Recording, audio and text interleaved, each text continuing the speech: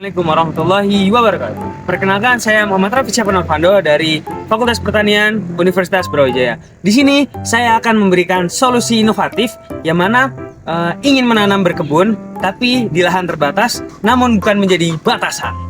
Nah, di sini saya akan mengenalkan kepada teman-teman semua apabila memiliki lahan yang sangat sempit atau lahan yang semuanya full dengan semen atau beton, itu tetap bisa digunakan sebagai lahan perkebunan yang mana tentunya harapannya itu berkelanjutan.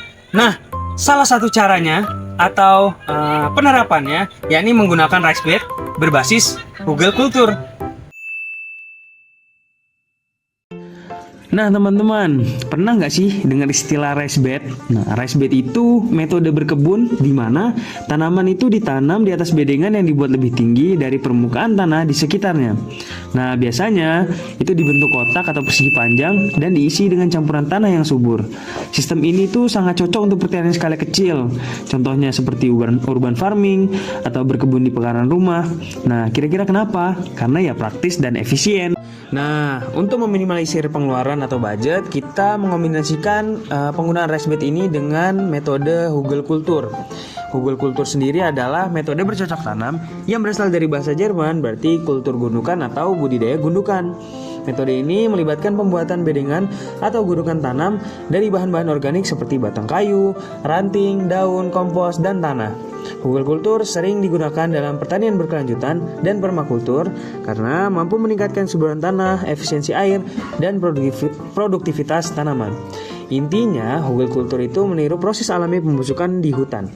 Kayu yang tertimbun akan perlahan-lahan membusuk dan menyimpan air seperti spons, menghasilkan nutrisi untuk tanaman, meningkatkan struktur tanah, dan menjadi habitat mikroorganisme dan cacing tanah.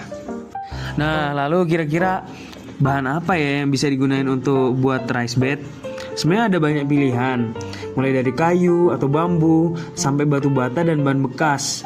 Bahan karung atau polybag pun juga bisa gitu. Sesuaikan saja dengan kebutuhan dan bahan yang tersedia di sekitar dan tentunya budget.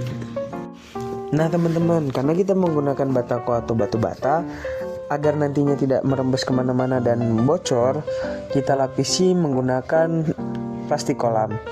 Nah, setelah lapisan plastik kolam, barulah kita menggunakan teknik Google Kultur, yang mana nanti ada 3 lapisan utama. Yang pertama kayu-kayu kering, baru atasnya itu sersah atau daun-daunan kering, dan yang terakhir ditambah dengan tanah yang dicampur oleh sekam padi, pupuk kompos, dan pupuk kandang. Nah, teman-teman bayangkan deh, kalau teman-teman di rumah teman-teman itu memiliki minimal satu saja raised bed, yang mana ditanami berbagai macam tanaman. Nah, itu mulai dari tanaman sayuran atau bahkan buah-buahan yang bisa ditanami di sini. Nah, pasti tentunya apabila panen, entah itu ukuran waktunya 1 sampai setiap bulan sekali, itu apabila dipanen itu pasti memiliki rasa tersendiri lah gitu. Karena kita menanam itu mulai dari awal, dari kecil gitu. Dan ketika dipanen, pastinya yang mengkonsumsi kan kita juga ya. Dan itu satu hal yang cukup berkesan seperti itu. Depannya, inovasi sederhana ini dapat diterapkan oleh warga sekitar ataupun masyarakat sekitar, yang mana tentunya membangun kebiasaan yang baik, sehat, dan tentunya mengasyikkan.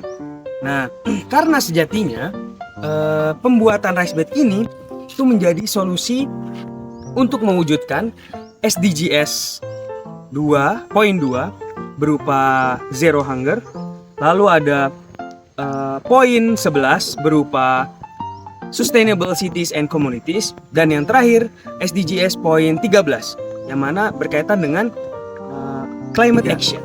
Mungkin cukup sekian video yang saya sampaikan, kurang lebihnya mohon dimaafkan karena sejatinya kesempurnaan itu hanya milik Yang Maha Kuasa. Saya pamit undur diri. Wassalamualaikum warahmatullahi wabarakatuh.